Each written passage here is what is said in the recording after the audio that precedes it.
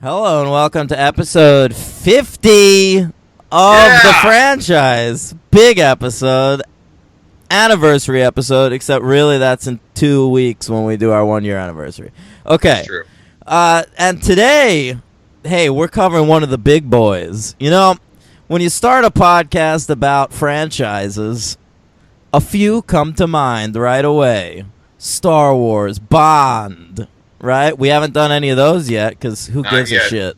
But come on, one of the big boys is definitely Alien. That's for sure. Uh-huh. And you are, who are you again? Oh, right. I'm Daniel Ehrenberg, your host. And I'm your co-host, Henry Papali. And we have a very special guest today. His name is Nathan Sherwood. Hey, Nate. How you doing, guys? That's right. Lord Awesome bassist Nathan Sherwood, beer brewer, and father to a kid. That's what my bio says online. Yep. Yeah. Father to a kid. Yep. Sure. Yeah. So you might remember our episodes where we devoted an entire episode to movies like Rush Hour and Austin Powers.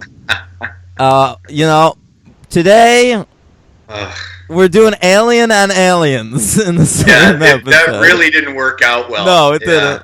I mean, it's not really our fault. I mean, but, you know, it would have been, obviously goes without saying, Alien needed a whole episode. But it could easily, you could spend probably 3 hours on that movie. Yeah. There's so much to talk about with both of these movies, but it'll be kind of nice to compare them a little bit because I spent my entire life a big Alien fan, not giving a shit about aliens. I saw it when I was like 13, never saw it again.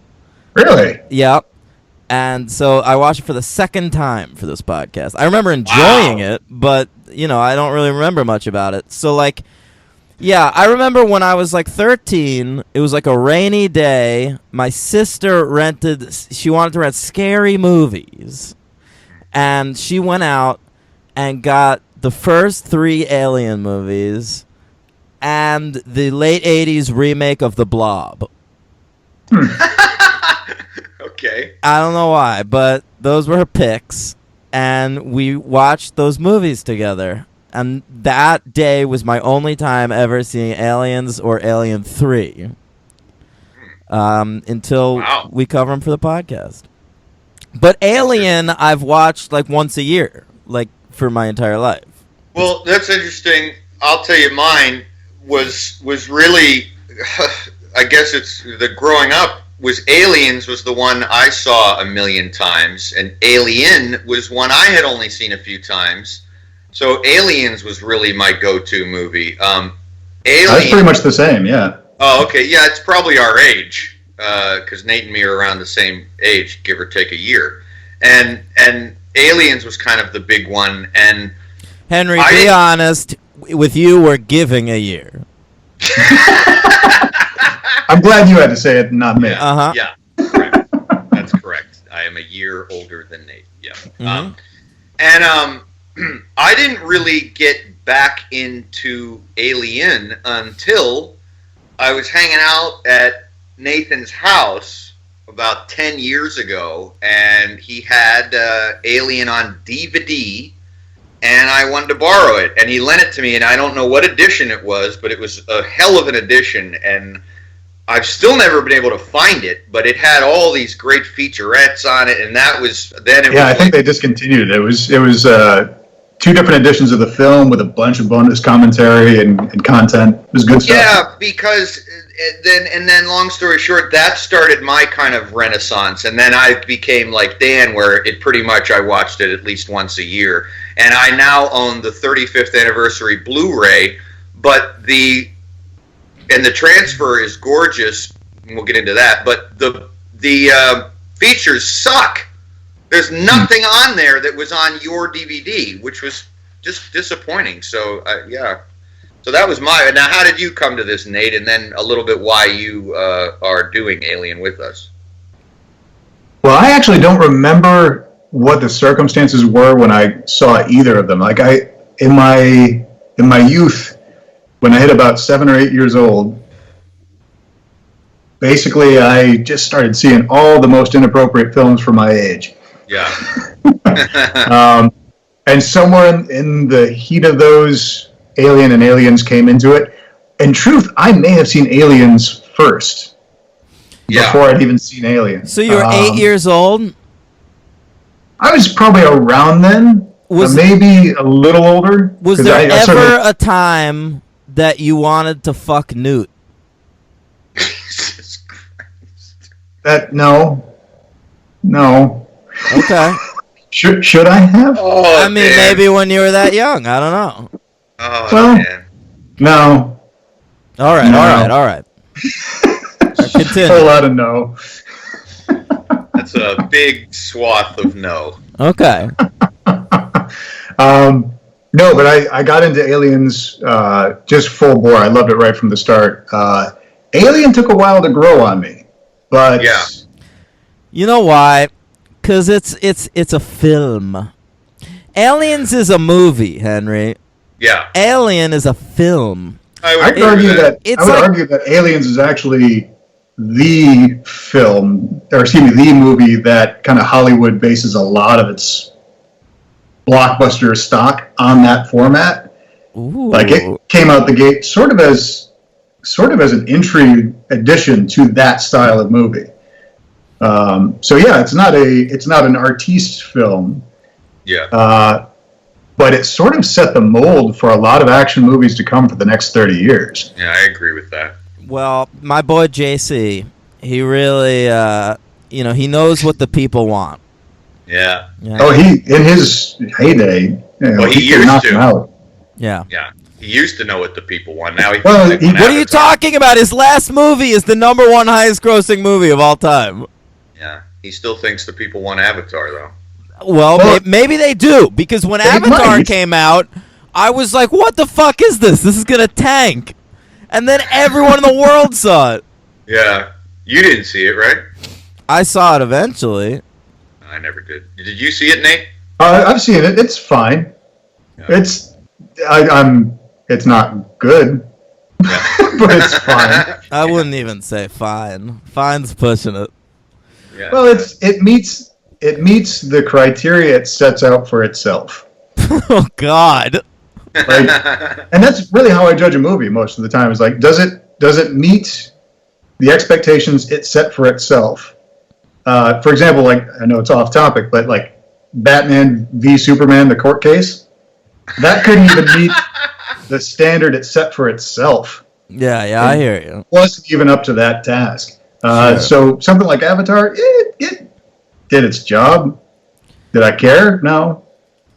I'll never know, because like Titanic, I will never see it. Oh God, Titanic's worth watching. It's worth seeing. Both of them are worth seeing. You know, it's just, for me, like James Cameron, it's like you got Aliens, you've got Abyss, you've got the Terminator movies, and sort of as a good throwaway for some fun, True Lies, and that's really all you need. Yeah, but that's like most of his movies you mentioned. Oh yeah, well, because you stopped making them. Yeah, I know. That's the biggest problem. You're like, you can't really criticize the guy for having kind of washed up or anything like that. He just doesn't do anything anymore. I think his best film is Aliens of the Deep, his documentary where he and Bill Paxton went to the wreckage of the Titanic. Oh God. That I'm not sure if I'll ever get around to. Yeah. Well, now, I think we're reviewing his best movie today. That's my opinion.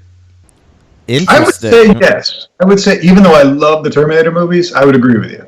Good. Okay. All right. Well, I won't say that. I won't spoil that yet. Yeah, well, give us some stats here, Danny. Let's go back. Let's go back 7 years. Let's get back on topic. To Alien. Singular. Right. All right. It's directed by Ridley Scott. And I'm sure, listen, Ridley Scott, talk about James Cameron, a guy who's had a long career but very few movies in that career. Ridley Scott, motherfucker, never stops working. He's like the Woody Allen of shitty Hollywood movies. Yeah, well, I'm probably going to be the one of the three that will defend Ridley Scott, so that's okay. Well, the thing I about love Ridley him. Scott, Hasn't been everywhere. Oh, okay. the thing about Ridley Scott is like no matter what you say about him, I feel like even if you like him way less than I do, you could find like 10 Ridley Scott movies you like because he's That's just correct. made so many. Yeah, everybody has at least one or two that they will love, even if they don't like anything else he's done. There's at least one or two that's like, okay, I really like that. For some, it's Thelma and Louise. For others, it's G.I. Jane. Who knows? G.I. Jane, man. Yo, he just doesn't have a style, which bothers me. I don't agree with that at all. He has a little bit, like, there are shots that are Ridley Scott-esque, but, like, his brother, who I don't think is as talented a filmmaker as he is, like, that guy you could pick out a Tony Scott movie in, like, 30 seconds. Well, especially the more recent ones, like the ones he made in, like, the last 10 years before his death. They all look sort of... The Denzels, that's what I like to Yeah, call them. yeah. Well, they all have sort of a weird schizophrenic tone that is kind of hard to turn away from. Yeah. And he's always had that nice grainy. He always gets a cinematographer who gets that dark and grainy, rainy look. Yeah. And I will not to go off on this tangent, but I will say True Romance is one of my favorite flicks of Tony Scott's, or not Scott. Sorry. Tony Scott. But I love the way that movie is directed. It's actually probably his best directorial effort, in my opinion. I think True Romance might be the best film directed by a Scott. That I don't agree with that, and it's up there. Yeah, I love True Romance. No, but Henry's going to say Alien. Oh. Well, I'm going to say Alien and Blade Runner. I mean, yeah. I don't know how you can argue that, but Tony Scott, I mean, that's a whole other discussion. We had that discussion already, didn't we? Do a movie with Tony Scott? No, we've talked about Tony Scott and made very poor taste jokes that were hilarious, but because I love revenge and oh yeah, we talked. That was one of the first movies we talked about. Is that right? Yeah, that was one of the first movies I ever lent Dan. That's true. I didn't care for it.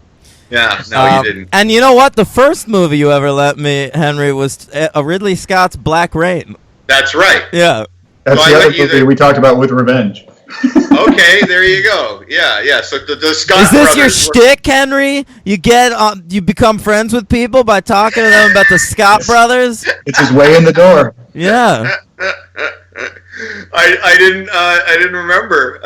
That was what a strange thing. Yeah, Black Rain, which I love, and Revenge, and now we're mixing up Scotts. But anyway, yeah, I think they both have a very definite visual style. I think Ridley is the artist and Tony's the entertainer.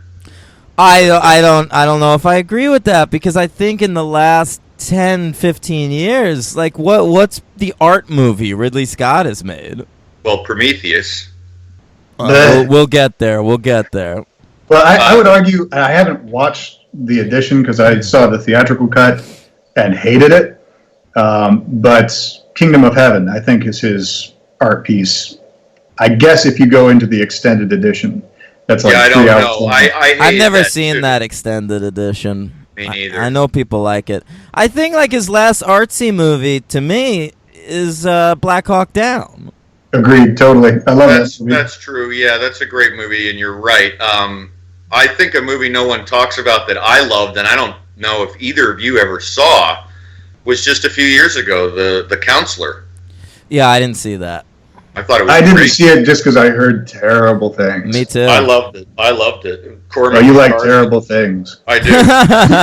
Well, that is true, Henry. Yeah, it's true. Cormac McCarthy wrote the screenplay. It's just wild, man. I thought it was great. Cormac McCarthy's great, but he also can be tremendously a pain in the ass in terms of like getting about a thematic topic. Like his book Blood Meridian is 75% crap and 25% gold. Interesting. Yeah, he's a mixed bag, and I love him. Don't get me wrong. Did either of you ever see Ridley Scott's first movie, The Duelist? No. I've meant to my whole life, and I still haven't gotten around to it. It's fantastic. Yeah, Harvey. Well, that's basically how he got the job for Alien. That's right. Which brings us back to Alien. My favorite Ridley Scott movie is that Pepsi commercial he did with the spaceship. Listen, hey, I'm looking at Ridley Scott's filmography right now, so am I. and I gotta say, he's made Alien and Black Hawk Down. Those are the only two Ridley Scott movies I love. He's made a bunch of movies that I think are good. Yeah, American Gangster. Yeah, it's good. I agree. That's fine. Yo, but American Gangster is nothing without that Denzel performance. I agree. Those Scott brothers and their Denzel. They love him. They love him. And their Russell Crowe, because he made 4 in a row with Russell Crowe. That rhymes. A Good Year, which was very bad. Garbage. Yeah, it is garbage. American Gangster, which was good. Body of Lies, which Garbage. Did you see it? Yes. I liked it.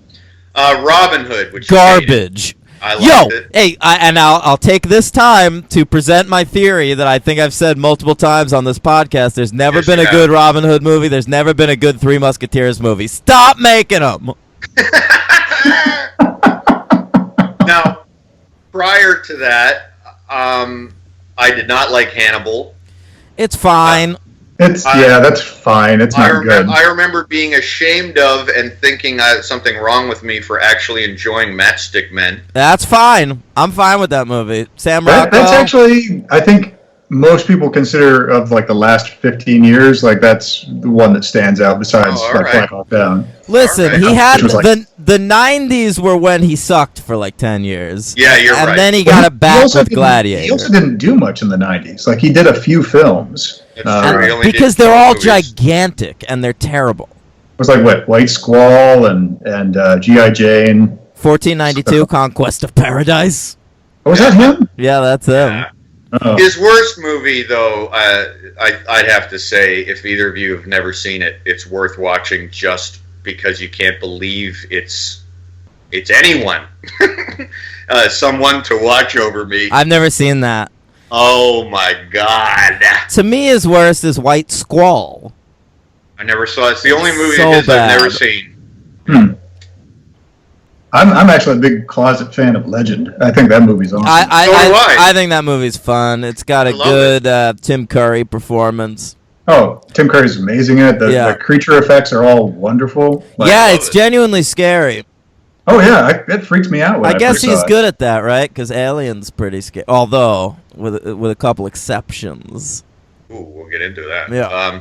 But overall, I rate Ridley Scott way up there, and because of, even if it's not quantity, it's the quality of even if you just pick 5 movies, I think he deserves to be talked about. But I don't think he's made 5 great movies. I think he's made like 10 movies that are totally watchable. Like you can get into like The Martian and shit like that, but like, you know, to me, Alien is like the only reason Ridley Scott's even in conversations like this. Well, you can actually make an interesting argument that it's not even his fault that Alien's great. Oh, because that's very interesting. Alien is such a mishmash of other people's ideas that he kind of just took over. Yeah. H.R. Giga. Well, that's just the tip of the iceberg, my friend. Sure. That's why you're here. Well, let's get into it. You know, well, I'll do the stats real quick. Written by Dan O'Bannon and Ronald Shusett. Of course, these guys, became writing partners. They were sole writers, and they got together to do this thing. What was it? Dan O'Bannon was going to write something else. I think Ronald Shusett went on to do Total Recall. That's right. What about Dan O'Bannon? Do you know anything about him, Nate? I believe O'Bannon was doing Total Recall as well. Yeah, but that's because I think what it was Dan O'Bannon had written a draft of Alien and Ronald Shusett had written a draft of Total Recall, and then they got together and decided they were going to rewrite both movies together. Well, that's maybe the official story. Oh, tell me more. So the story as I know it, Dan O'Bannon in college or in film school with John Carpenter, they made Dark Star, Sure, a very good, mostly comedy sci-fi movie. Yeah, with a beach ball of an alien. Mhm. But I guess Dan O'Bannon got the idea into his head to do a remake of Dark Star, because Dark Star was a student film that got released professionally. So it was, as I think he described it, like they either had the best student film ever made or the worst professional movie ever made. Right. So that he wanted to remake that. So he wanted to take an approach from horror rather than the comedy aspect. So that was the gestation of Alien. That's so stupid, by the way. Dark Star's a really good movie. He's like a real George Lucas with this. He's like, man, fucking Dark Star would have been better if the beach ball was slithering around. Yeah. Yeah. I never saw Dark Star. It's kind of neat. It's kind of worth watching. I mean, if you're a John Carpenter fan, it's definitely worth going back and checking out where it started out. Yeah. But the weird thing is, I guess, that Dan O'Bannon and Ridley Scott did not get along. Dan O'Bannon felt that the movie was his baby, kind of, and Ridley Scott took offense to that. Ridley Scott only gets along with Russell Crowe and Denzel Washington. Basically. But I guess they had O'Bannon's script rewritten from the ground up without him. What they did is they changed every character. They changed the character of Ash was added as a replicant or a synthetic or whatever you want to call it. Sure. That's Ian Holm? Yeah. Okay. By the way, that's where your Blade Runner reference comes over. Blade Runner is essentially in canon with the Alien franchise, because the Weyland Corporation, which is behind trying to get the alien in the movie, that's the same corporation from Blade Runner. Oh. Okay, so that's Henry, I just zoned out big time. I can't deal with nerdy shit like that. And I zoned in. I knew you would. I want you guys to do that stuff, because that'll be interesting to people. But I want the people to know, if you want to hear more from Daniel Ehrenberg, check out next week's episode on Alien 3 and Alien Resurrection. That's all I'm saying about Blade Runner. I'm just bringing that up as a topic. No. Nate had mentioned that to me once before, and I never knew that, and I haven't seen Blade Runner in a while, and I never, ever knew. So that's like a shared universe? Yeah, I mean, essentially... Wait, but Weyland-Yutani, we don't see that until Aliens, right? You do, but it's not directly referenced in Alien. It's just written on some of the equipment in the alien ship, in the Nostromo. And I didn't remember in Blade Runner because I thought it was the Tyrell Corporation. Oh, but that's something else, isn't it? I don't know. Yeah. All right. Well, now I'll watch Blade Runner with new interest, and so will Dan. That company was run by Tyrell Williams, the troublemaker in 6th grade. All right. But yeah, Dan O'Bannon basically got almost shafted, but he was still allowed access to the production. But he was sort of sidelined, and the script was rewritten with new characters and with a new approach. Originally, all the characters were men, and they were all like militaristic. Oh, look at Ridley, a feminist. Kind of. Yeah. They. I think a lot of the decisions were sort of made with a feminist agenda too, because, not to jump ahead, but when Kane gets impregnated by the alien, there was a conscious decision to not have Kane be a woman. Yeah. Because that would be seen as sort of a rape kind of connotation and that kind of thing. And they thought it would be more eerie and scarier if it was happening to a man. That smart. Rape never occurred to me, and it probably would have if it was a woman. Yeah. It would have been pretty straightforward, I think. If that was... I read that Dan O'Bannon suffered from Crohn's disease, and the reason he came up with the chest bursting scene out of like his own experiencing pain from having that illness, which I never knew until I watched it this time. Where'd you read that, Henry? Where do you think? Wikipedia? Yeah. Okay. I think you talked about it in the. Are you discrediting the story, Dan? No. You just wanted me to get my reference. Yeah. I just didn't want the people to think you were like doing research. Fuck you, Mr. IMDb. Yeah. All right. So what are the stats here? Alien was released May 25th, 1979. Now remember, in 1979, May was not summer yet. So this was a summer release. Now May 25th is like a big weekend. Budget at $10 million. Box office 203.6. Jesus. Yeah, it was number 6 on the old box office for 1979. We already covered this year because of Rocky 2. That's right. So I will say that it was right there, nestled between Bo Derek's 10 and Star Trek: The Motion Picture. Wow. Yeah. What was the number 1 movie again, real quick? Kramer versus Kramer. Remember, that's we were right. amazed that Kramer versus Kramer made that much money. Kramer versus Kramer was like hot shit for that whole year, and then nobody wants to ever watch that movie again. Oh, it's a good movie though. Yeah, It is, Yeah. but nobody wants to watch it ever again. I'll watch it. I'll watch it for all of you, motherfuckers. Yeah. Is there a sequel? Can we cover it? There might be. I would They get hope back so. together? Yeah. Yeah. I think there's some movie that, like a satirical movie, that joked about a sequel to it. I can't remember though.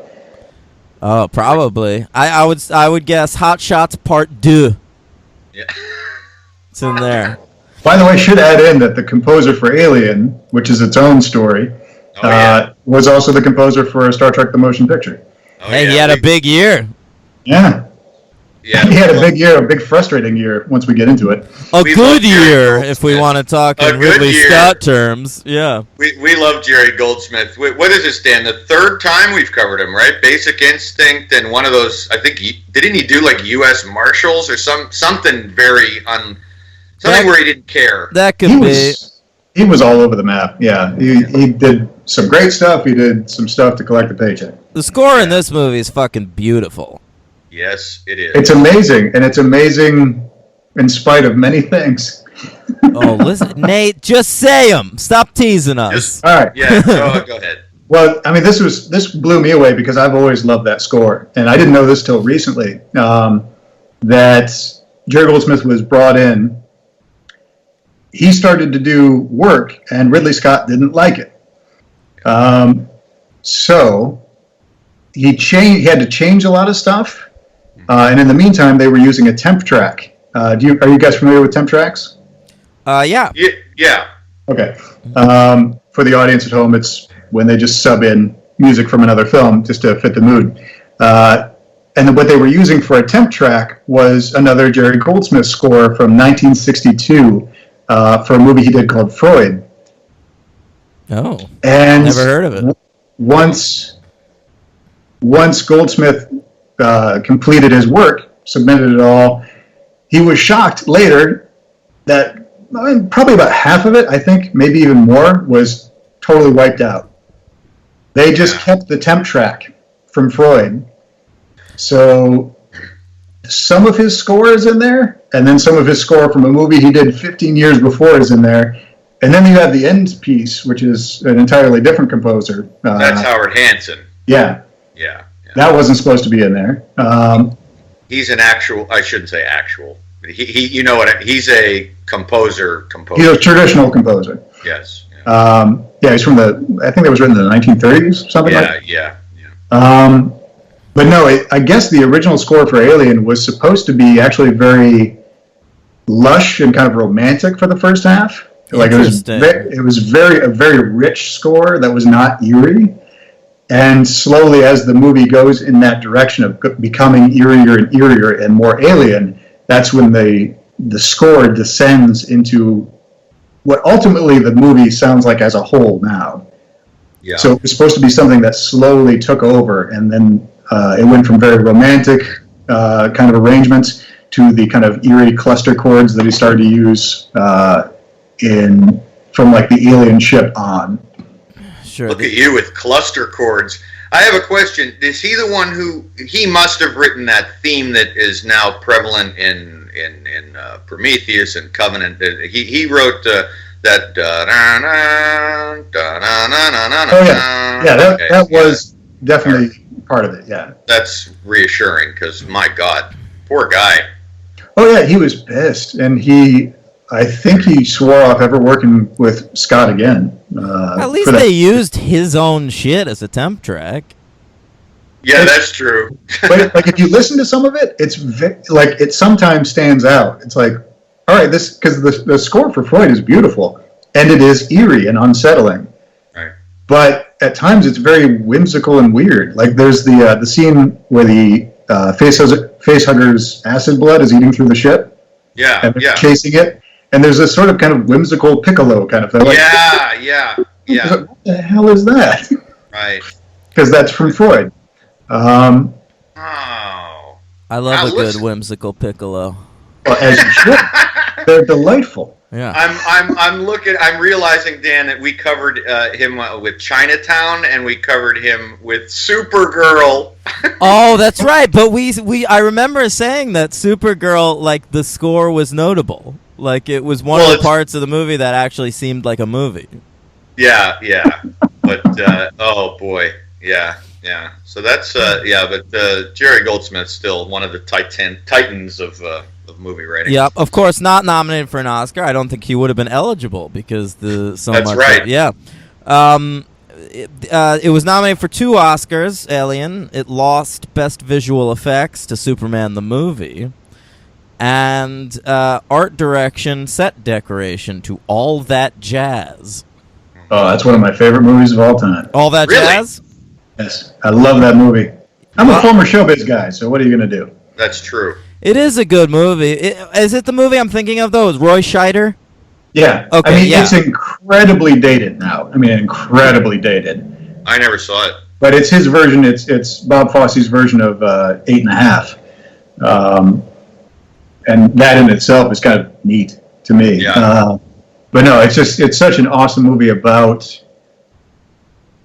the vicious cycle of that industry and of really getting high on your own sauce. Is that the good version of the shitty Michael Douglas 1980s movie, A Chorus Line? I think it's the good version of the shitty Daniel Day-Lewis movie 9. Oh yeah. No, A Chorus Line was what, to some degree, the show that they're putting up and all that jazz Yeah. is essentially a chorus line. Okay. Because Bob Fosse choreographed, and did he direct that on Broadway? I can't remember. I don't know. I know more about this stuff than needs to be shared. No, that's okay. We've never had someone who knows any really things about musicals. Henry, I know about musicals. How dare you? Sorry, Dan. Sorry, besides our host. Mm-hmm. All right, so Alien. It's about... I'll do the plot, guys, because my version will be shorter. Well, it's not very convoluted. It's pretty straightforward. They're on the crew. It's the crew of the Nostromo. Bunch of white men, 2 ladies, and a black guy. And they're sleeping in them sleep pods. They get a distress signal. They go check it out. It's on an alien planet. And, hey, one of them gets face hugged by an alien. Yeah. And John Hurt. John Hurt, the late great. Yep. John Hurt, an actor. Love him. You just never could predict. He's like a guy like I never knew what his career was. Like, he basically seemed to do whatever the fuck he cared to, and I respect that. Yeah. Oh, John Hurt was awesome. I always loved his performance in Midnight Express, actually. Oh, yeah. He's so amazing in that movie, which was a year before this. And I think the American audience probably knows him from Alien and then all the other stuff like V for Vendetta and later stuff. But he's one hell of an actor who I also remember very strongly when I think of John Hurt, a very Henry movie here. But Rob Roy. That is a very Henry movie. But that's a great movie. Yeah. Is it? Thank you, Nate. Yes, it is a great movie. Thank you. I've actually been to his grave, the actual Rob Roy. Not that matters. Oh, I thought That's you meant John cool. Hurt. Yeah. I made a pilgrimage to John Hurt's grave. I would almost do that. That's kind of a cool undertaking. All right. Yeah. Wow, Rob no pun Roy's intended. great. That's pretty Ooh. awesome, man. All right, so hey, this face hugger, impregnates this fella, and then a chest burster pops out of him. That's adorable. Yeah. And then there's a real big alien, right? A xenomorph. And they fight it, and it comes down to the two ladies and the black guy, which is surprising. And the only one that's then Sigourney Weaver's the only survivor. She gets into like a safety ship. She pops her nipples out for a minute, and then she goes to sleep and kills the alien, and then escapes. That's not at all accurate, but I like it anyway. That's accurate. I'm not sure if I'd see that movie based on your description, but okay. She goes to sleep and then kills the. Yeah. Oh, yeah. Although the original ending apparently was she gets on the escape shuttle, has her last little monologue, goes into the cryo sleep, and then we see the alien Ooh. that made it on there with her. Uh-oh. And apparently the producers thought that was a terrible ending. It's Very dark. dark. I kind of It like is. it. Yeah. We don't get a franchise out of it, and then you don't get to talk about it on the podcast, though. I gotta tell you, I'm surprised they did get a franchise out of it. Well, It's that's it's an odd thing to continue. Yeah. Yeah, I'll say this right now. Alien is a great movie. I love it. I have very little bad to say about it. Just a couple things that I've always there's a few thought. bits. Yeah, and but it's such a cold, lifeless movie. It's overlong by a half hour. I disagree. Everyone's dilly-dallying this movie, and it's really, really slow, man. Like, very little happens in the first hour. And Which is why I love it. it's just sort of gorgeous. Like, you can't deny it. They got that art direction Oscar nod, and it deserves that. 'Cause it's, And the production design. yeah, Oh. beautiful. By the way, the production design from which came in many parts from another movie. What movie? It came from the movie Dune. Oh, yeah, that's right. The Jodorowsky version. Yeah, Alejandro Jodorowsky was making his version of Dune, and Giger and all those folks were working on that. And then when that bottomed out, they all moved on to the Alien production. Yeah, in fact, I don't think, like, Mobius, the French comic book artist, is credited on Alien. I don't know if he did any work directly for Alien. Like, So much got changed during production. Like, I think some of his work went into the ideas that inspired other stuff in the movie, but I don't remember if there was any direct stuff. Like, I know that the mining ship that the Nostromo is hauling was designed for Dune. A lot of the alien stuff was designed for Dune. The basic kind of rough look of the xenomorph, like really rough, was kind of from that production. So yeah, the production, it's all fantastic, but in a way, it's because you have this madman Jodorowsky, who had this crazy existential production underway that he demanded crazy things of, and then you got this great movie sort of unrelated to what was going on. yeah. I took a note about the director of photography, Derek Valent, and because it's so beautiful looking, and this guy went on to do nothing. Yeah, I know. I IMDb'd him, too. And What the fuck? Yeah, I don't get it. You'll be happy to know, Dan, that I IMDb'd him as well. Oh, thank you. Yeah, nothing. I'm trying to remember. No, wait. I think I know why that is. I think. I could be misquoting here. The original director of photography, Ridley Scott, fired. God!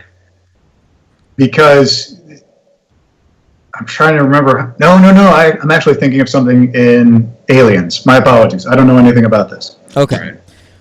Alien, I just... it's very hard for me to care on any level other than as a film goer that appreciates beautiful movies. Yeah. Really? You didn't think I wanted to get ties in directly to what I was going to bring up, which was the casting in the movie. I don't care about Ripley until Aliens. Is that right? Yeah. But the thing what is, you're about? not supposed to. Well, wait a minute. What about? Sorry, Nate. I didn't mean. No, go ahead. What about the other? I mean, actually, just casting. Period. You've got Tom Skerritt, Yaphet Kotto, John Hurt, Harry Dean Stanton. Yeah, but that's one of the reasons the movie works, because Ian Holm. Yeah. every character in it is underwritten, but they cast a good enough character actor to counteract that. Like anything Harry Dean Stanton is in, he's gonna be awesome. Yeah, Yaphet Kotto is really fantastic. He's amazing in this. Yeah. To the point where I was thinking MVP for part of the movie. Mm-hmm. Yeah. I can see that. Yeah. I would argue that like the reason the movie is great in many respects is because of how slow it is, and because I wouldn't call the characters underwritten. It's written as an ensemble piece. Nobody's really meant to stand out. Yeah. So that we're not supposed to really kind of know what's going to happen. Because in every movie since then, you can really kind of pick out a pecking order of like, okay, this person's going to make it. Who's the big guy here? Aliens, the sequel, like, it's fairly clear early on, okay, who's important here. With Alien, it's more like you don't know Ripley is the hero until toward the end. You kind of think it's Skerritt or John Hurt. Top billed Tom Skerritt, by the way, which I never remembered. Oh yeah, he was. I think of the bunch of them, he was one of the only ones who was fairly well established at that point. But I could. Well, no. I mean, Ian Holm and John Hurt were pretty well. They were established, but more in the British film world. Yeah, you know what the first thing I ever saw Ian Holm in? What? He's Zach Braff's dad in Garden State. Yeah, that's right. That's the first thing you saw him in? Yeah, and he does like one of the worst. Well, I probably saw him in Alien, but didn't realize. But he does like one of the worst American accents I've ever heard in that movie. I just love. It's not a strong suit, no. That scene at the end where Zach Braff's like, where he's like, "Take your drugs, son." Fucking. Antidepressants are good for you, and Zach Braff's like, I've been fucking numb my whole life, Dad. Oh, Garden State. All right. Oh man, that's good. Yaphet Kotto, to my knowledge, the only thing. Now, I know I'm old. He's had a great career. But yes, he has. But up until Alien, I think he was mainly known for Live and Let Die. He's the villain in that. Absolutely. Yeah. Okay. Yeah, I wasn't. I was actually more of a question to you guys than it was a statement. I was just guessing, right? I mean, I think so, but I'm no expert on his career. Like, when I've seen him and stuff, I've loved him. Other than that, I haven't really followed him. We're gonna shit can you, Nate, and get a Yaphet Kotto expert on here. That's fine. I understand. Well, when we cover Midnight Run, he's one of the best parts of that movie. You'll enjoy him, Dan. Okay. Wait, we can't do that. Isn't that doesn't have a sequel? Oh, it will. Didn't when Brett? Oh, that's right. When Brett does it, yeah. Oh yeah, Brett Ratner. Hey, speaking of Brett, Henry. Speaking of Brett, I did want to say we said there were no cool Bretts. Yeah. At PSEU42 on Twitter corrected me. Of course, the wrestler Bret the Hitman Hart. Oh, yes, of course. Yeah. Good call. Thanks, good call. buddy. Yeah. All right. Keep going. Yeah. I watched this for the first time ever. I'll say this on Blu-ray. So I had never seen like a really clear, beautiful cut of this movie ever. I'd like to see that. I have a 1999 DVD of this movie. That's what I watched Aliens with. Actually, you bought it for me. That's right. But the Blu-ray, it is gorgeous, and it actually, for as many times as I've seen this movie, there was one moment, and then we can get into other things like weaknesses or favorite moments or that kind of thing. that I never saw ever, okay? Did you guys know, I'm sure you guys are both going to be like, yeah, you fucking idiot, we saw this. When Harry Dean Stanton is looking for Jonesy the cat. HDS. He's looking for the cat, and he goes into that like chamber where the chains are all hanging, and it's Love kind of it. raining. And the alien's up there. Yes, I never saw the alien camouflaging and swinging with the chains. Well, because they did such a good job. I've never Oh my seen God. that. There you go. Really? I'm going to it's- check that out right after this podcast. It's too good. I rewound it because I thought, wait, whoa. Like, I thought I knew every inch of this movie. The alien, he looks up and you see the chains hanging down, and the alien is like got his arms crossed and is swinging with the chains. And if Yeah. you're not... It looks like a piece of equipment until you Right, get close. and you cannot see it on the DVD. Oh, yes, you can. Yes, you can. Well, I never did, and Dan didn't. I never saw it. Yeah, I don't know. I mean, I'm sure there are people who have, obviously, but the Blu-ray, it's very starkly, it stands out. You I mentioned would almost argue that that's probably working against it. Like, as beautiful a movie as that is, you with a horror movie, and it is kind of a horror movie, yeah. Well, it you is. kind of want a little, like, that's what I love about horror movies of the 70s. They're a little hard to make out. Yeah, but there's a It difference. makes your mind work a little bit more. But I totally agree with you, but there's a difference between camouflaging it and then not being able to see it at all. And when I saw it, it was much more effective. Okay. Like for me, it made it scarier. And Dan, you definitely should check that scene out. I will. That's already one of my favorite scenes of the movie, even without knowing that. Yeah, right. It's And part of that is just HDS, my boy. Yes. I love Harry Dean Stanton. Well, he does sell, like, one of the stupider moments in that movie of, like, all right, we're all looking together for this creature. All right, Harry, wander off alone and look for the cat. Even though there's no reason for you to leave us right now. We could all go look for the cat very easily. I Cat Jones. I love that there's a cat in this movie. Jones is actually in one of my favorite shots of the movie. Oh yeah.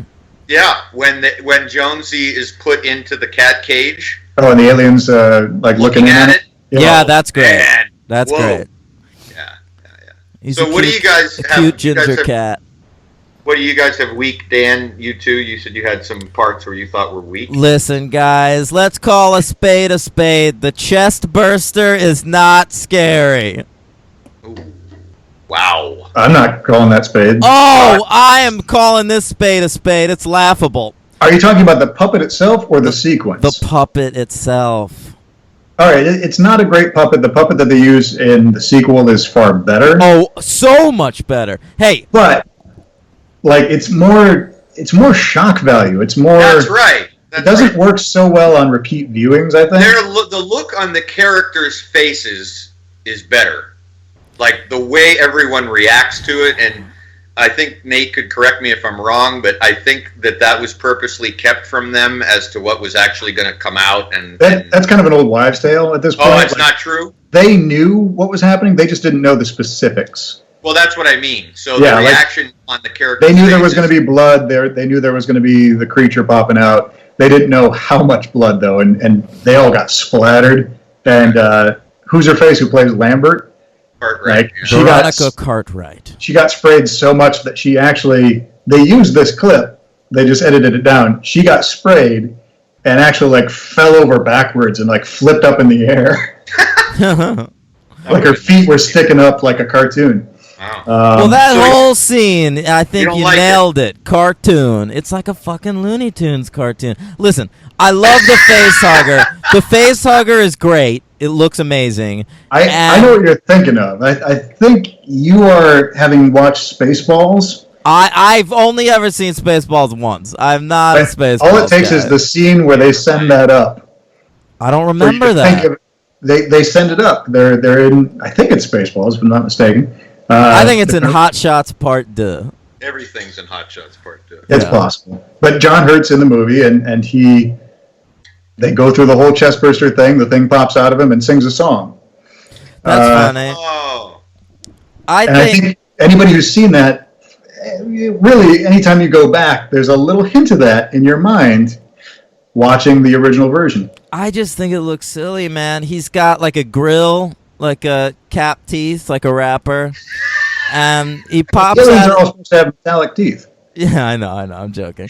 He pops out of that chest, and it's like, "Hey guys, ain't I a stinker?" And then he runs away, scoots off, and everyone's like, "What?" The only part of that I am not pleased with is the way he scoots off is a little like, does look a little like somebody's pulling a press table. Yeah. There's a little look like a string attached to him being pulled away. Yeah, it's like, okay, that's not the best, but I still love that scene. He should have left a cloud of dust behind him and made a sound effect like, "Choo!" But it's pretty gruesome, and I mean, also John Hurt, when it comes out of his chest, I love that they leave him in the shot, so his hands are like twitching and shit. Oh yeah, he's got the nerves firing and all that. Yeah, man, I mean, I think it's pretty effective. I don't know. When in the mode of cartoons, the only sequence in the movie that I find cartoonish is, not to jump ahead, is when Ash is killed, I guess, essentially by Yaphet. Oh yeah. When Ian Holm is just kind of spinning around and making noises, it's a little like, okay. Oh, it's ridiculous. Dial it back. But I kind of like it. That's It's fine. It actually kind of works, but it's just a little much. Yeah, I hear you. Yeah. What do you got, Hank? Anything you don't like about this movie? No. Oh God. I love it. I wanted to tell a quick thing that guys, you don't think the exploration of the alien ship at the big the first half of the movie, you don't think that's a little too slow? No, not at all. Not at all. But I think maybe this is this is a stupid excuse, but maybe it's because Hank and I are older.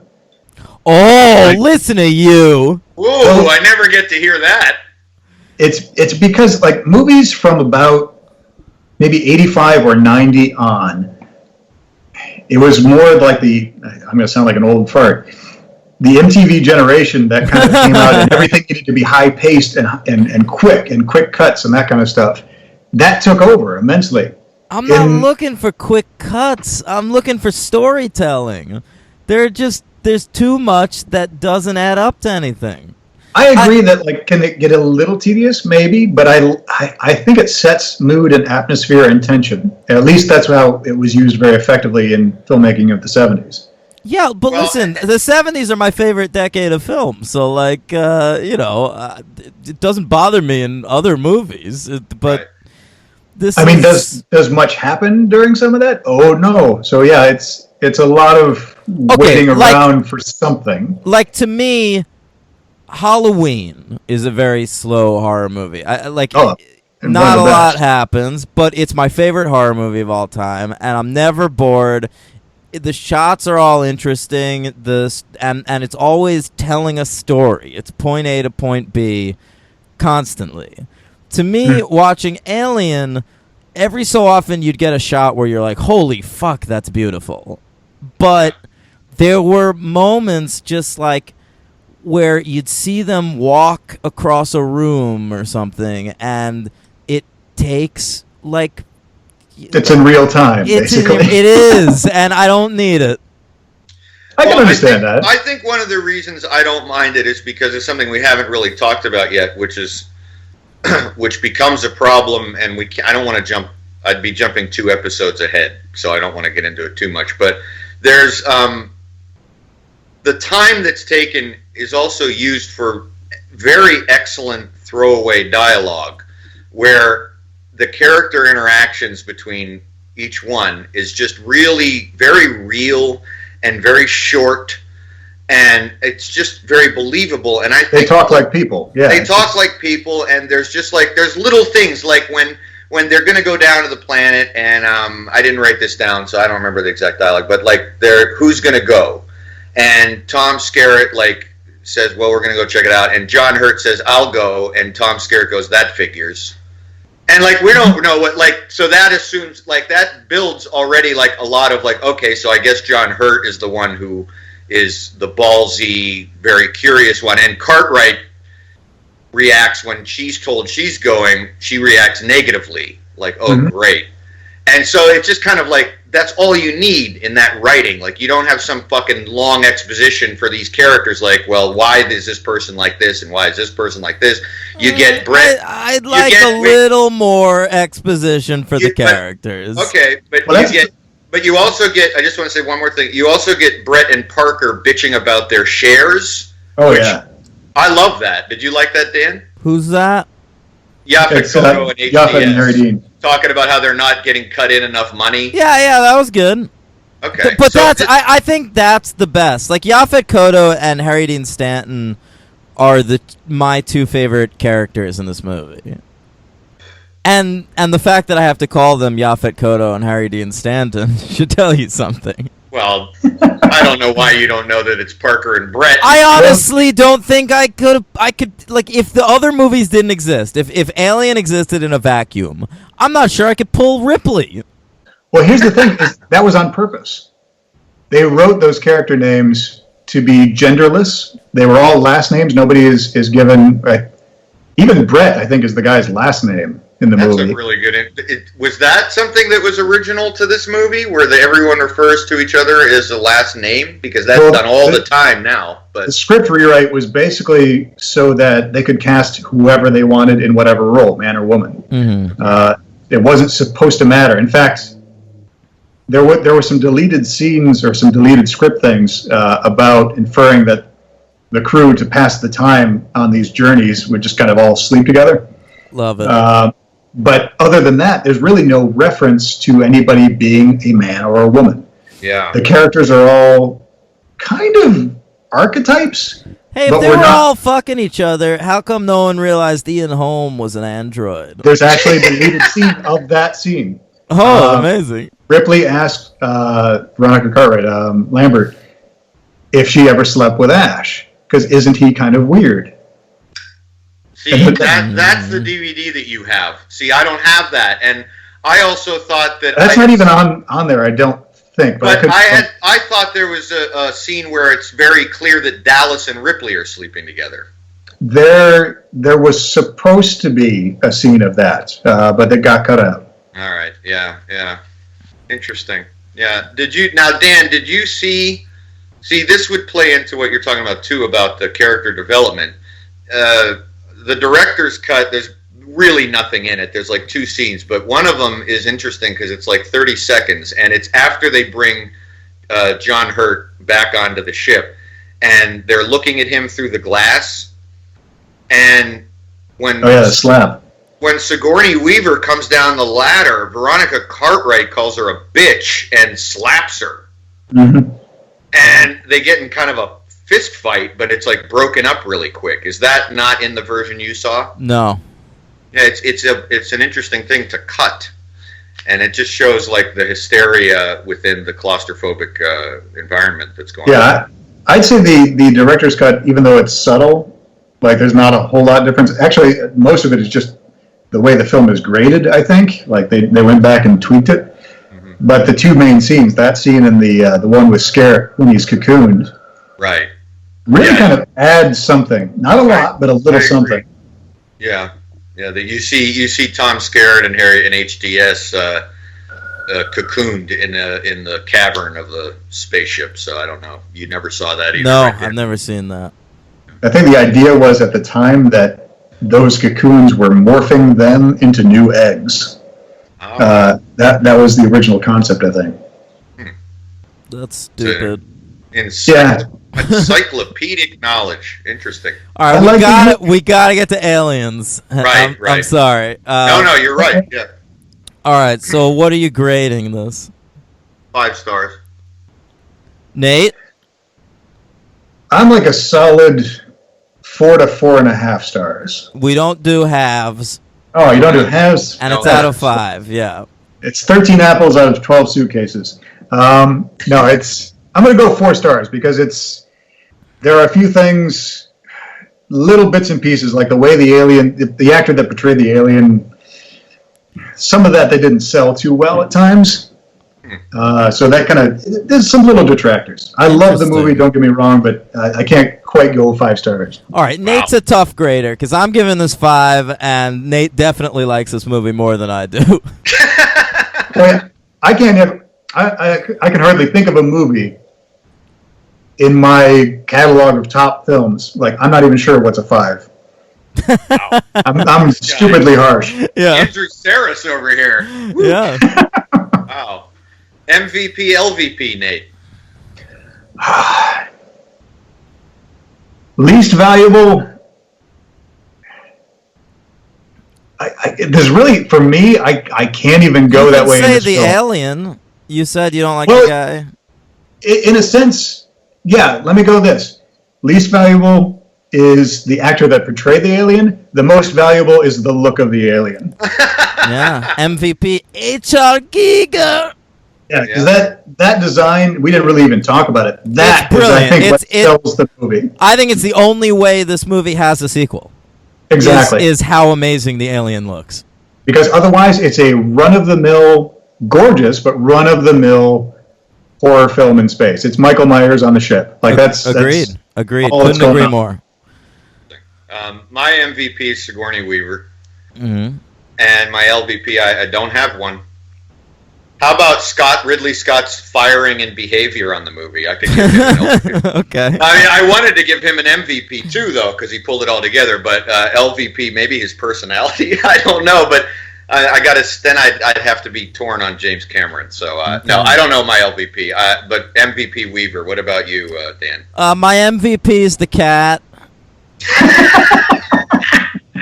It's a cute I knew you were gonna cat. say that. And my LVP is the chest burster. Interesting. So enough. not Yaphet Kotto, not Sigourney. Yaphet is like if you want me to not give it to an adorable cat, I'll give it to Yaphet Kotto. Wow, no love for Sigourney Weaver in this. In fact, No. you could argue that Yaphet is one of the reasons why Sigourney Weaver is so good in the movie, is because apparently he was tasked by Ridley Scott with egging her on the whole shoot. I like Something it. he later really regretted because he liked her quite a bit, but he basically antagonized her the whole movie to try and get more performance out of her.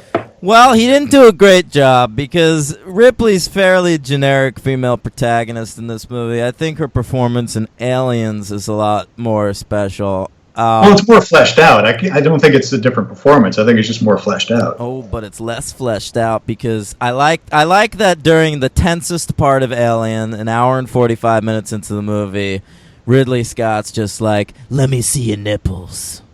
Yeah, and has her in her panties. Give me those nipples.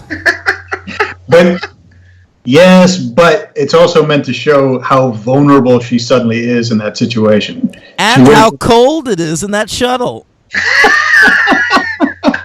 Well, it is space. Yeah. It's a No. chilly place. It's true. All right, Aliens. All right. Let's get there. By writer-director James Cameron. We already talked about him. Yeah. Released July 18th, 1986. Big summer movie. Budget of $18 million. Box office 183.3.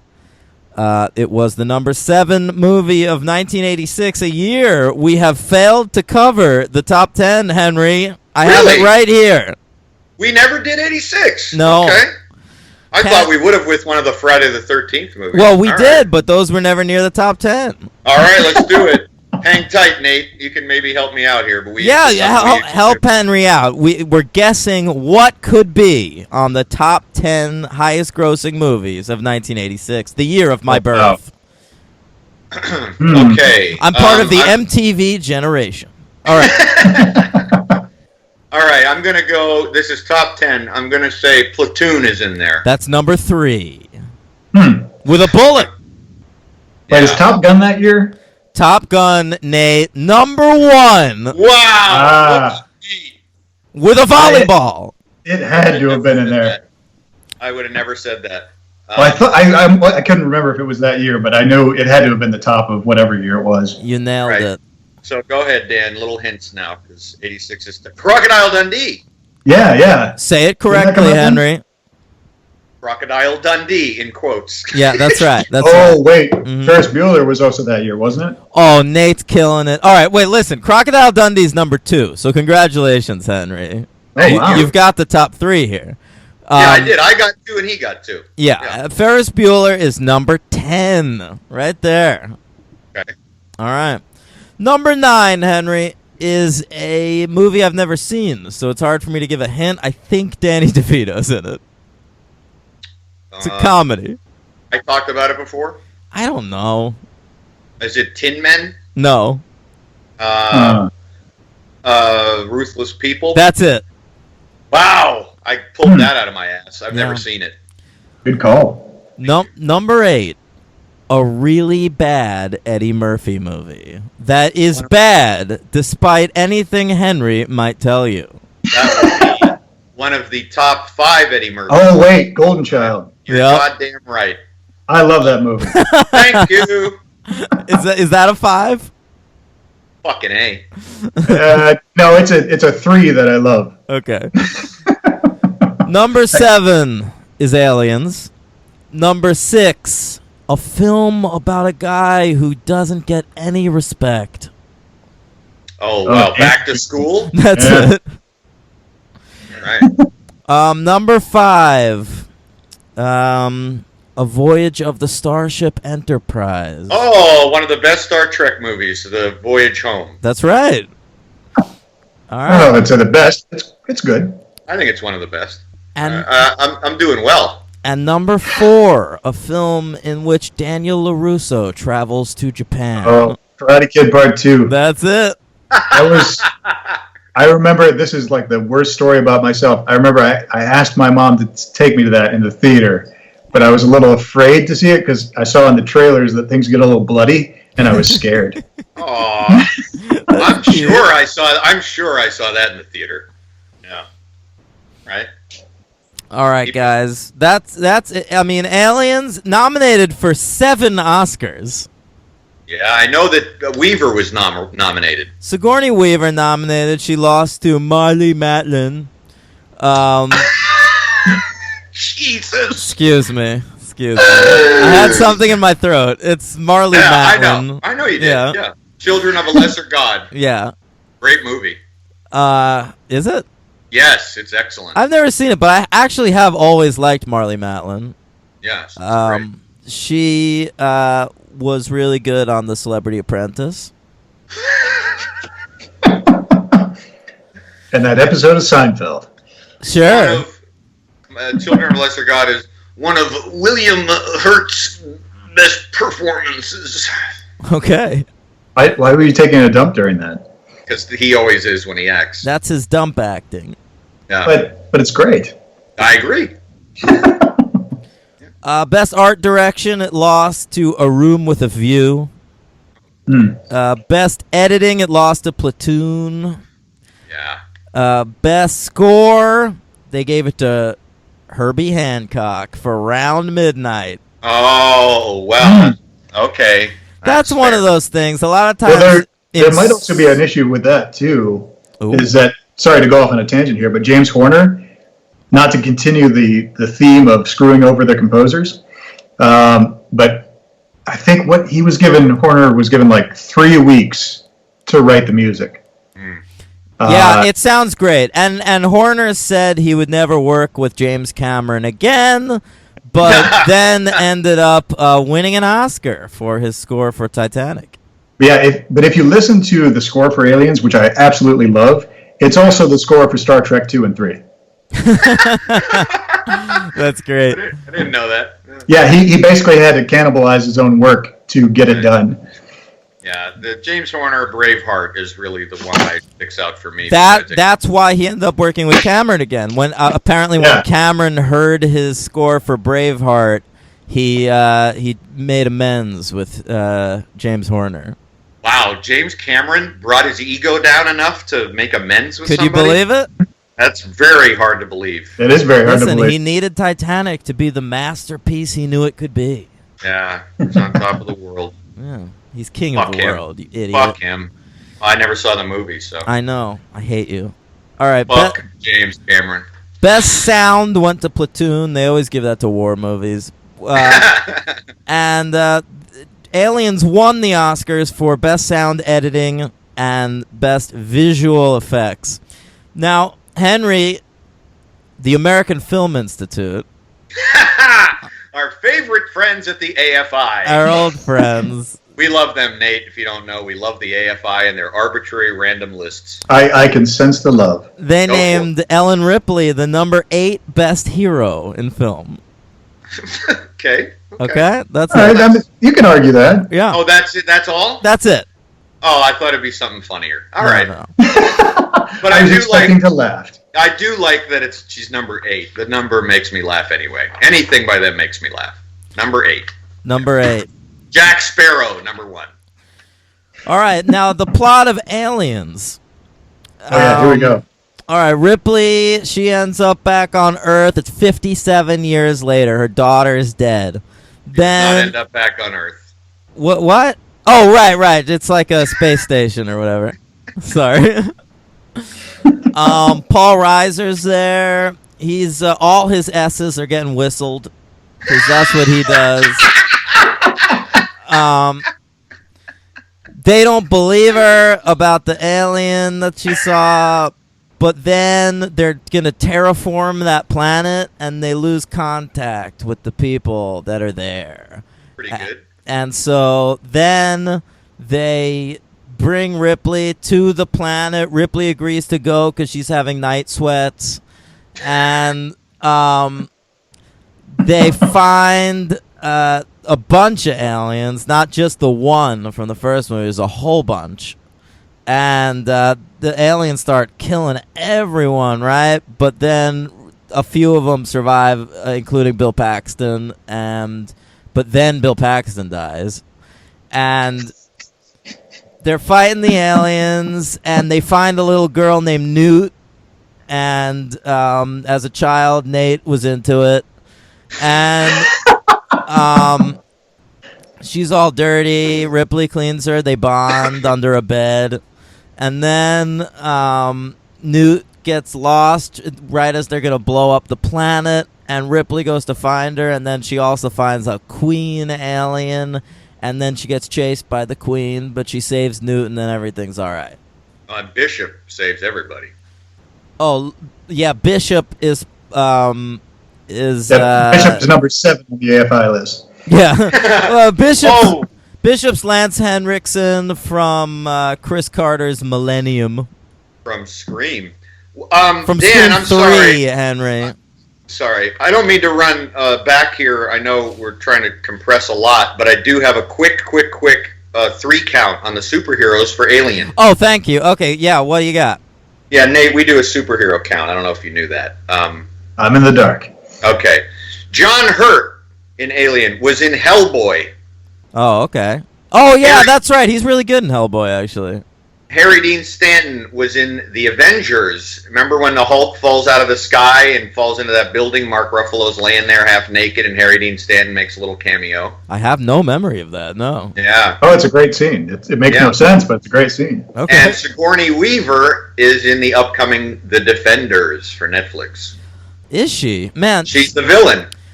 oh, that's good. Yeah, she tends to. I mean, she's had a great career. She's a legitimately good actress, but I feel like these days she pops up for like a scene in movies that like fanboys are gonna think is cool, Like Cabin in the Woods. like Cabin in the Woods, like Paul, the Simon Pegg movie. Oh, she's in there. Yeah, she popped up as like the FBI director or something. Yeah, she does that a lot. Anyway. Superheroes, that's it. 3 of them. Yeah, for Nate, you can check out why we do that later. It's too hard to explain now. All right, I'm fine. aliens. Alien. What do we got? What do we got, guys? I've got some notes on this one. All right, I have way less on this than I do on the first one. So Now I've got way too many. I'm watching this for the first time since basically I was a kid. that's wow. All right, so you go first then. I gotta say, I've been doing this wrong all these years, Henry. Alien is the movie you watch a couple times and appreciate as art. Aliens is the movie I should have been watching all these years. It's fun as Whoa. shit. Wow. Of course. Sure, it is. It's phenomenal. It's Yeah. pure popcorn. It's pure, wonderful quality popcorn. It is great. So Loved you it. loved it. I Yeah. loved it. I'm glad. I'm very happy. I'm now. This might be a case of this just being a fresher movie to me. Yeah. But when we do rankings at the end, difficult situation for me now. I understand that. Yeah. For many years until my 10-year ago renaissance with my love for the first Alien, I absolutely ranked Aliens above Alien. Mm-hmm. Truth be told, that's truth be told. I've since changed my opinion, but most of my life, Aliens was the preferred movie for me. So I thought it was great. Yeah. And it's got all the same great actors. I mean, not the same actors, because the only one that survived was Sigourney Weaver. But it's got a bunch of great actors, and they're actually playing characters. There's some nice character arcs, and there's amazing action. And it's still, I feel like James Cameron toned himself down. Like, he's a little faithful to Ridley Scott's tone. Like, there are a couple of, like, slow searching moments. Mm-hmm. But it's still, like, a fun popcorn movie, like you said, Nate. Well, it's probably the best example of two movies directed by two different people that are supposed to continue an arc, where the two movies are totally different, but still respectful to each other, and they still work somehow. Yeah, is it the only example of that? Yeah, me too. It's really odd as a we're the premise of the podcast. We're talking about it in franchise terms, and it's really insane. We're getting a sequel to a movie. It's 7 years later. Mm-hmm. It's a different writer, different director.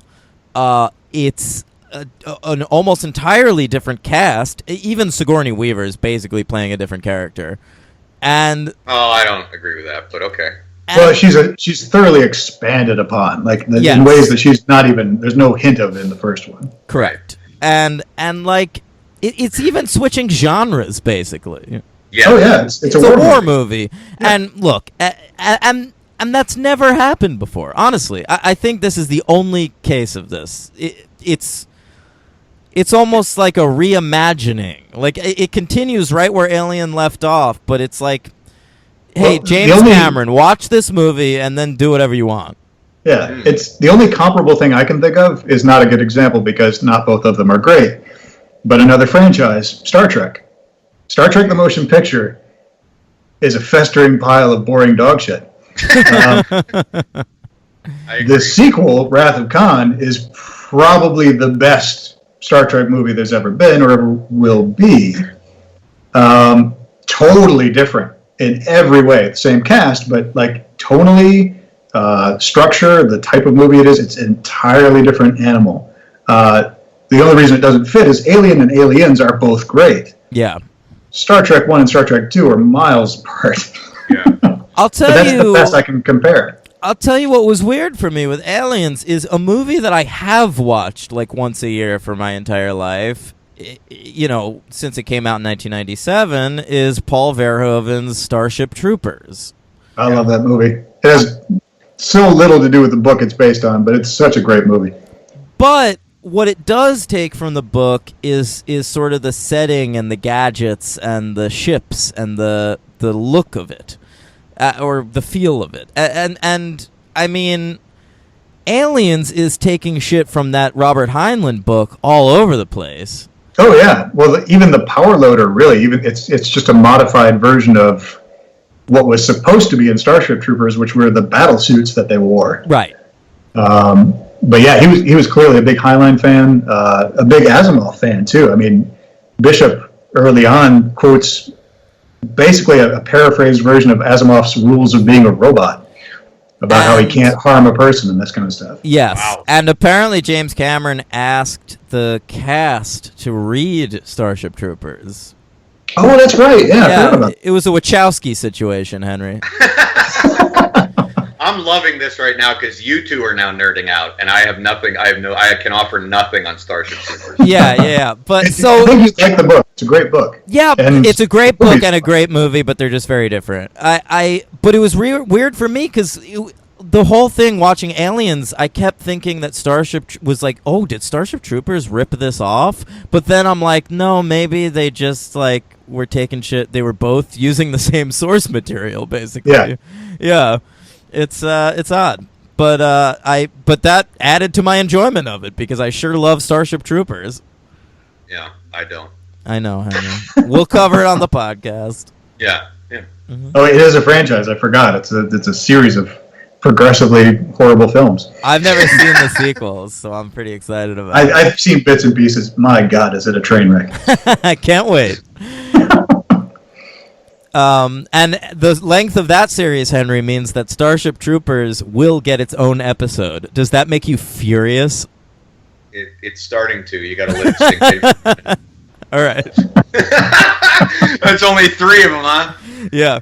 I love it. Alien and aliens compressing into a speed zone, and and Starship Troopers have to talk about for a fucking hour and a half. It's great. Note to listeners: the episode of Starship Troopers will have a 35-minute franchise update. That's fine. There you go. I gotta say, I have a big problem with the opening of this movie. There's important exposition revealed in a dream sequence. Now that is I totally agree pet with you. peeve of mine. I totally agree. Now I have to ask both of you because in this movie it's important because otherwise we're not on the same page. I only own the director's cut. Me too. Okay. Oh, that dream sequence is in the regular cut too. Okay.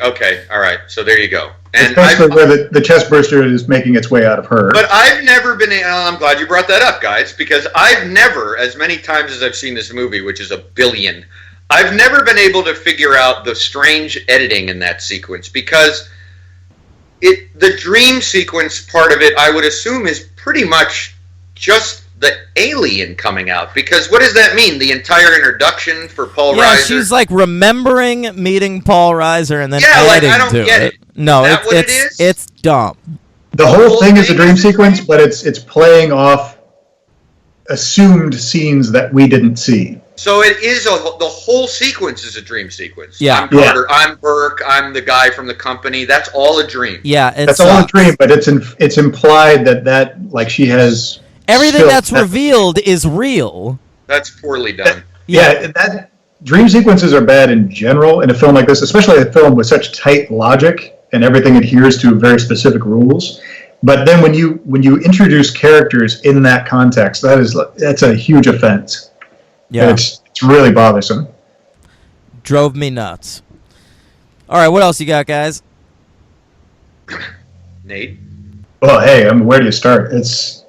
I don't know how to explain this movie other than just kind of gushing about it. All right, well, hey, let's talk about the cast a little bit because we've got some dead folks here in this cast, and I want to gush about Bill Paxton for an hour. Absolutely, that's fine. Holy fuck! I just want to watch this guy go. I know he's amazing. He's amazing.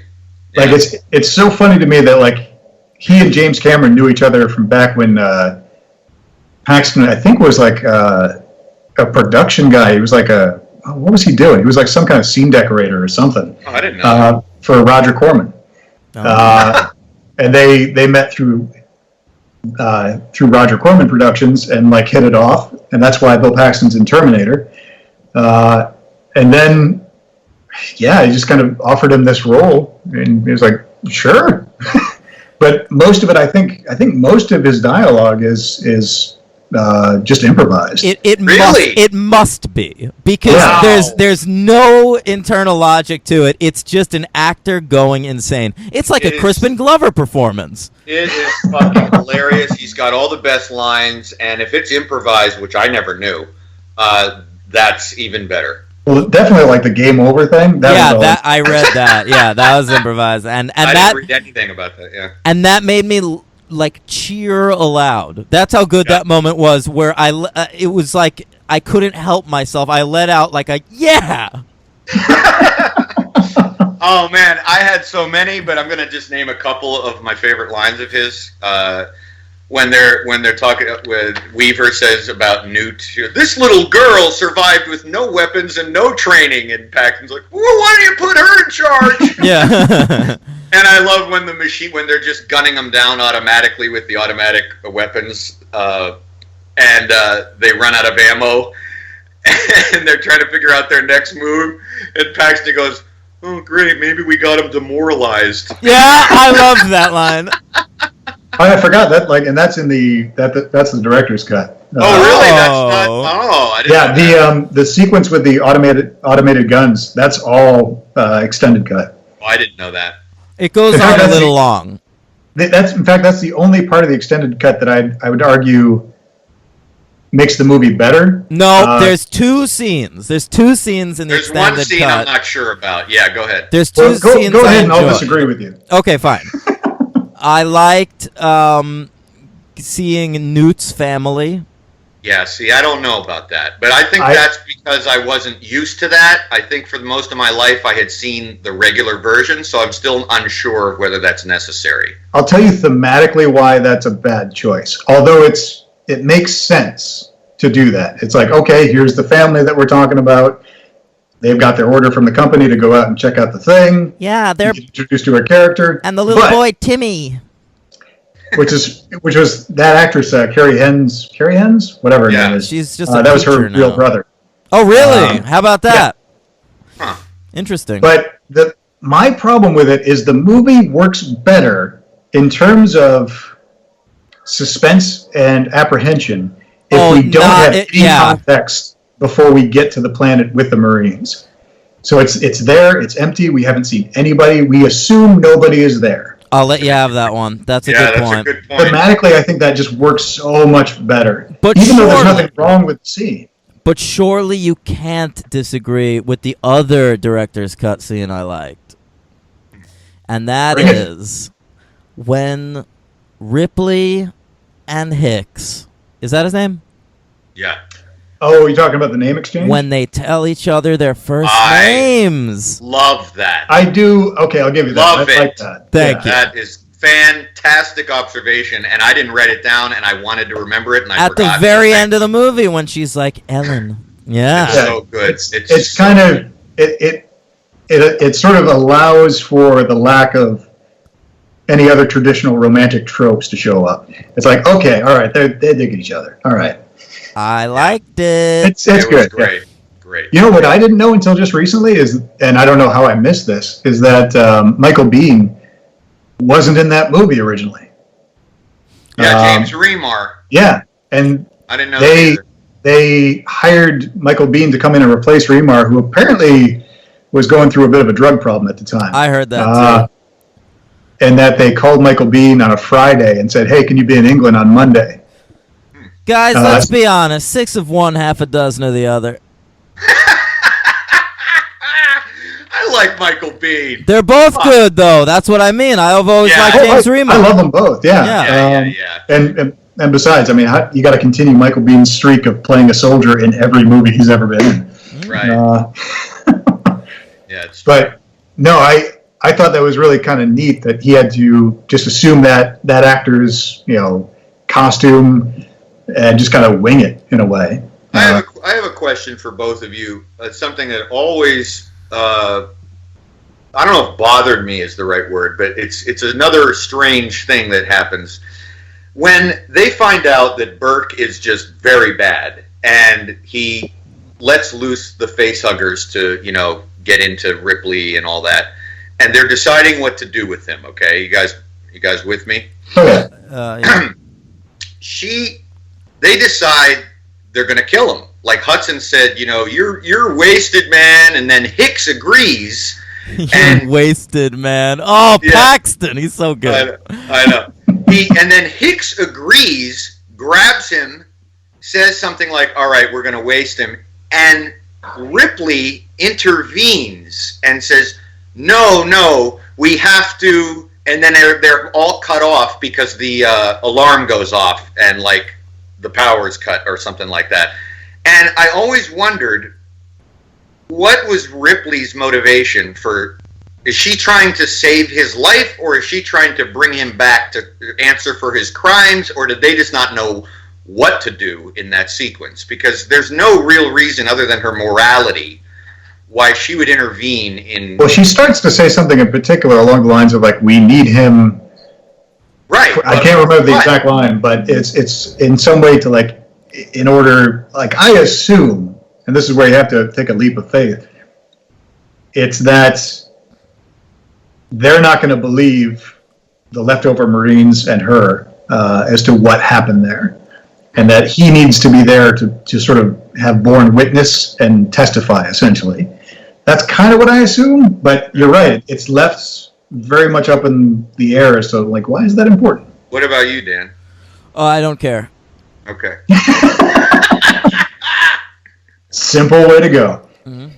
Makes sense. I I will say it's like a big problem I guess I had with the movie, and I didn't really know I had it until I watched it again, was the sort of corporate villainy setup, because you're kind of led in to believe that Burke is actually, he's a little schmucky, but he's an okay guy initially. And then you're sort of given this sort of slightly ominous vibe from Bishop. Ripley's kind of put off by him. I was going to bring that up. There's a great civil rights message to this movie. Now, you see, we talked a lot about racism the last 2 weeks on the Rush Hour episodes, and Ripley is very racist in this movie against robots. Right. Well, okay. Yeah, when Paul Reiser calls him synthetic, he goes, "I prefer the term artificial person." Yeah. Well, but there's a scene with him when he's doing the dissection on the facehugger, where one of the Marines asks him something and kind of can't get his attention, and Bishop kind of gives this very kind of ominous, like, yes, like back off kind of vibe. Yeah. And then nothing ever happens with that. Like, essentially, Burke's arc, we start to get the impression like, oh, he really is up to something. He is up to something, and then there it is. He's trying to pull a fast one. And then he's essentially diffused. But then Bishop is sort of set up with tension. He's sort of set up as like, oh, he's going to follow orders too. This is what it's going to amount to. And nothing happens with that. Yeah. There's no release. There's no payoff in any way. He's like, okay, he's ominous, and then he's trusted and fine. And he also has the worst line in the movie. Oh, hit me. Which just bothers the hell. It's at the very end. It's when he says, "Not bad for a human." Oh yeah, like no, that is kind of the worst line of the movie. I agree. That. But it has no context. There's no relationship between the two of them for that to be a payoff on. Well, they're It's like- trying to pay off. I think it's like a Winky thing. So, like, Ripley hates robots, and Right. she's giving him shit the entire movie. And then, like, he has nothing against humans. And I think that line works as well as it does, which is kind of. Because it's like, see, robots aren't so bad. So he's like, giving, like, some shit to humans, like, as a counter. Right. Yeah, maybe. For me, it strikes me as like, as much as I love the movie, Terminator 2 finishes in kind of a similar vein with Arnie as the Terminator saying, "I need a vacation," and then giving the thumbs up as he goes down into the molten pit. It's like, okay, this just got a little too much. I A know. little too self-aware. It's Infinite true. Force. It's real weird. It's like is Kindergarten Cop the sequel to this? Yeah. So what else we got? Got? Well, I got that. I want to talk about the ending because it's just so phenomenal, and the music cues and how everything comes together. And I actually saw this on the 10-year anniversary. They re-released it in theaters. Sure. And I got to see it in theaters after I was already familiar with it, but that would have been in like '96. And the moment when they seem pretty much doomed when she saves Newt, and the Queen comes up, and she says, like, "Close your eyes, baby," and then all of a sudden the ship pulls up underneath. I mean, that's great. The Oh, idea my God. of the bomb being 15 minutes and the sequence being 15 minutes is Yes. brilliant. Oh yeah, that's awesome. Yeah, and the whole shit with when the Queen gets on the ship and pops Yep. up is great. The Queen, by the way, did H.R. Giger have anything to do with the Queen? Nope. It looks cool as fuck. Wow, Yeah, I didn't know that's- he had nothing to do with it. No, that's totally James Cameron's design. Yeah, great. Good work. Yeah, not only is his design, but that puppet is amazing. Yeah. Yeah, yes. I don't think anything had been done to that degree at that point, and it was just so. That whole sequence of the fight with the power loader and all that kind of stuff is, as far as special effects go, some of the most awesome stuff I saw in movies growing up. Like it reads. Well, for most of it was actual real, like it was a puppet, and Yeah. the power loader actually worked. It was just a person that was in it Wow, behind I her, didn't know which that. I don't even know how that's possible. But it was basically like the power loader was a suit for a guy to wear, and Sigourney Weaver stood on him. I guess the inside joke was that some of the production staff put a balloon in back of where Ripley's ass would be, and inflated it a little bit, because there's a guy right behind him or behind her, and they wanted to just give her the impression that he was happy back there. That's pretty good. Fascinating. But no, like that sequence, and mixing in the miniature work that went into the stuff they couldn't accomplish with the actual puppet and the actor in camera. It's great. Like, it all looks amazing. Yeah, the whole movie, the aliens they move so much better than the one in the first one. And I know it's 7 years later, but I mean, part of that is just, Ridley Scott's a great filmmaker. Ridley Scott's a good filmmaker, but James Cameron is a special effects guy. Oh yeah, he loves like the bits and pieces. Yeah, he loves movie magic. Mm-hmm. In fact, one of my favorite scenes, just visually in that movie, is when Newt's in the water under the grate, and the alien comes up behind her. Great.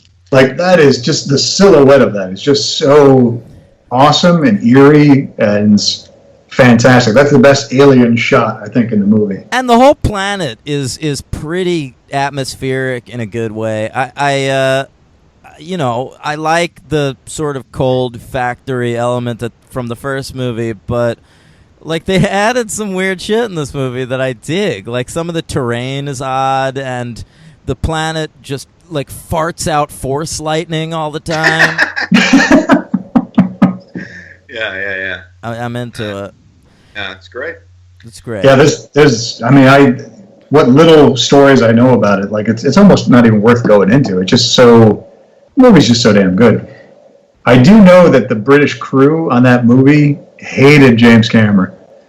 I'm not surprised. That guy's a douche. And when I mentioned earlier Ridley Scott firing the DP, that was actually Cameron firing the DP, because he was basically like lighting everything just however he wanted to, and Cameron has his very particular version of what he wants, and the guy just wasn't agreeing to it. It was like, all right, you can leave, you're fired. And the whole crew walked out. Wow. So they had to do this negotiation of trying to get the crew back, because the whole British crew were like tight with each other. Yeah. And apparently they were all Ridley Scott fans, and weren't too keen on this guy coming in with at that point, none of them had seen Terminator. Terminator hadn't had a it hadn't come out yet. Like James Cameron got hired on the strength of the script. So if James Cameron is being a fucking diva on that set, he's like, "How don't you guys know who I am? I directed Piranha 2: The Spawning." Well, apparently something I loved is that he apparently kept trying to arrange screenings of the Terminator for the crew. I read that. Yeah. And no one would show up. Oh my god. It's great. What a fucking asshole. Oh my god. Well, no, I can understand. I get it, though. Like, he wanted to say, like, don't you know I'm a real filmmaker? Check it out. It's good. Look, I made a good movie. Yeah. Oh, man. But I kind of love that, like, they didn't show up. And apparently they didn't jive with how, like, the crew would all take tea time at a pretty regular interval. And that was always slowing down production. Yeah. Cameron was like, I only drink Dr. Pepper. All right. But no, this movie's a favorite of mine. It's fantastic. Great one. All right, we got to wrap up, Hank. Yep, let me do my superhero count real quick. Okay. I got 7. Oh, hurry up. I will. 4 or 5 of them are soldiers. So Wierzbowski, who dies, played by Trevor Steedman, was a stuntman in Superman 4. The Quest for Peace. All right. The Quest for the worst movie. Yeah. Tipping, who played Crow, was in Batman, the Tim Burton first Batman, in an uncredited role. Mark Batman. They used the set of Aliens. Yeah, they did. Yeah. Whoa, I didn't know that. Yeah. Sure, Pinewood Studios. Apparently but it was still like it was still set up and shit. Oh, cool, yeah. very cool. Interesting. Mark Rolston, who we've covered a couple of times, was in Lois and Clark and Justice League and Batman as Dan's favorite villain, Firefly. Yeah, no one cares, Rolston. Keep going. And Apone, the guy with the cigar. I liked him. He was really good. Mm-hmm. He was in Superman 3 as a fire chief. How about that? He was actually a Marine too in Vietnam. I believe it. Oh yeah, it's like, well, that guy's a sergeant. Yeah. Cameron was into Vietnam at the time. I read that was the war he was basing a lot of stuff off of. Go on. Yeah. Gorman, the hapless leader, but then kind of has the turn around and sacrifices himself for the others. He's the ginger fella that gets acid in the face? No, he's the one who blows himself up with Vasquez in the tunnel. Right, yeah, he's pretty good. All right. Yeah, William Hope. He was in Captain America the First Avenger. How about that? As a SHIELD lieutenant. Of course, Lance Henriksen, we've talked about. Played many cartoons. He was in Superman. He was Brainiac. Teenage Mutant Ninja Turtles. He played Zog. The Cartoon Avengers. Cartoon Avengers. He was the Grim Reaper, and he is currently in Legends of Tomorrow playing Obsidian. Yeah, well, not currently, but okay. Yeah, he was on that show a while back. And then I can't forget my MVP for the movie. Bill Paxton was in Agents of S.H.I.E.L.D. Yeah, many episodes. Yeah. So there you go. He was actually probably the best thing about that show, especially that first season, which was kind of rough. Yeah, how far did you make it? I think I got midway through the 3rd season. Me too. That's exactly when I dropped it. Okay, yeah, I just couldn't do it anymore. It's it's going nowhere. Come on, guys. Couldn't take it. It had its moments. Oh yeah. Yeah. All right.